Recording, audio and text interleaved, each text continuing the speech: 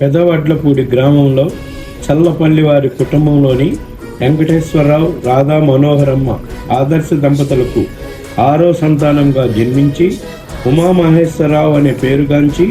చిన్ననాటి నుండి స్నేహానికి చిలిపిగా, చదువులో చురుకుగా అదే గ్రామంలో విద్యనభ్యసించి అంచెలంచెలుగా చదువులో తను కోరుకున్న శిఖరాలను చేరి గుంటూరులోని పలు అకాడమీల యందు గురువుగా తన వృత్తిని సాగించి నాదెండ్ల గోపాలరావు, మోహన మురళీ గార్ల గారాలపట్టి సుమతిని వివాహమాడి కౌశిక్, సౌమ్యశ్రీలకు జన్మనిచ్చి తన వృత్తిలో భాగంగా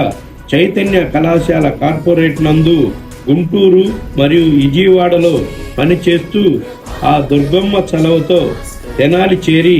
అక్కడ నుండి తిలక్ గారు మరియు మన కోస్తా టైగర్ రాజా గారి పిలుపుతో తెనాలి నందు ఎన్ఆర్ఐ విద్యా సంస్థలను స్థాపించి దానిని ఈరోజు ఎన్నో శాఖలుగా రూపొందించి అందరినీ కలుపుకొని పోయే మా చిరునవ్వుల ప్రియతమ సీఈఓగా మరియు ఉమాసారుగా పిలువబడుచున్న మా అందరి పెన్నిది ఉమామహేశ్వరరావు గారికి ఇవే మా ప్రేమపూర్వక అభినందనలు మరియు ఆహ్వానం. ఎలా తీర్చుకోగలం మీ